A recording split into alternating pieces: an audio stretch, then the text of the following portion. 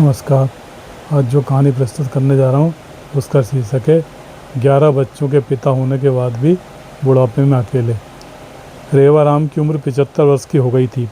उनकी पत्नी सुमन 70 साल की थी। दोनों के 10 बेटे और एक लड़की थी।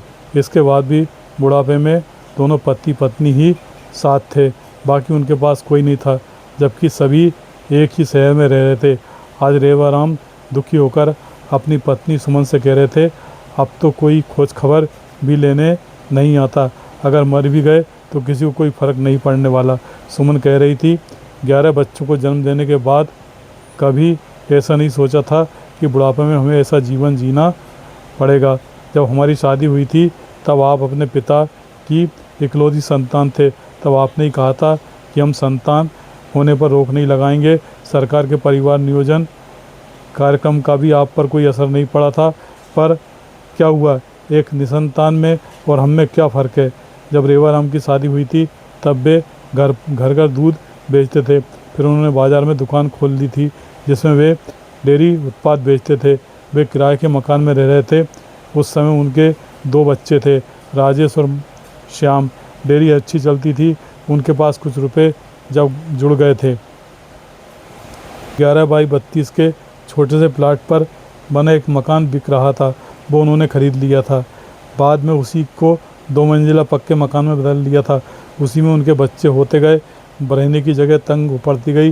रेवाराम ने बच्चों की पढ़ाई पर ध्यान नहीं दिया, जिससे उनका कोई भी बच्चा 8वीं पास नहीं कर पाया। बच्चे बड़े होते गए और अलग अलग प्रकार के काम धंधे में लगते गए। जब लड़के कमाने लगे, एक लड़का ने उनकी डेयरी की दुकान संभाल ली, तो रेवाराम घर पर ही रहने लगे। फिर भी वे कुछ घरों में दूध बेचकर अपना खर्च निकालने लगे। अब बच्चे ही घर का सारा सामान लाने लगे थे। एक गैस का सिलेंडर 6 दिन चलता था। बच्चे कमाते खूब थे, पर आय व्यय का कोई हिसाब नहीं रखते थे। घर में सोने बैठने की पर्याप्त जगह नहीं थी। सड़क के एक हिस्से पर उन्होंने पूरी तरह कब्जा कर रखा था। मोहल्ले में उनका दबदबा था। कोई उनसे लड़ने की हिम्मत नहीं जुटा पाता था। बड़े लड़के राजू की उम्र 29 वर्ष हो गई थी, लेकिन अब तक उसकी शादी नहीं हुई थी। उनके छोटे घर और बड़े परिवार को देखकर कोई उन्हें लड़की देने को तैयार नहीं था। रेवाराम की बेटी अनीता भी 24 वर्ष की होने जा रही थी, पर अभी तक कुंवारी थी। रेवाराम ने बच्चों की शादी के लिए कोई प्रयास नहीं करते थे। उनके पास इतने रुपए भी नहीं थे।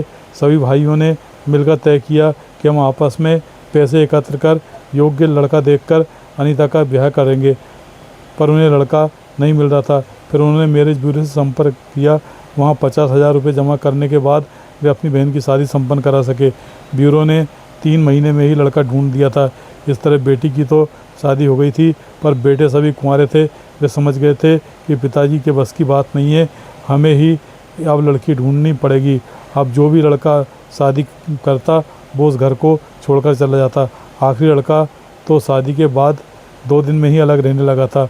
सबने बाहर रहकर अपना मकान बना लिया था, जिनमें वे दुख सुख से रह रहे थे। आखिर में दोनों बूढ़े माँ बाप अकेले रह गए थे, जबकि इस समय बच्चों का सहारा होना बहुत ज़रूरी था। रेवाराम कह रहे थे, एक दोस्त सतीश शर्मा कभी कभी आ जाते थे, पर उन्हें पिछले हफ्ते लकवा मार गया था। वे सांस की बीमारी के कारण चल फिर नहीं पाते थे, इसलिए वे उससे मिलने नहीं जा सके थे।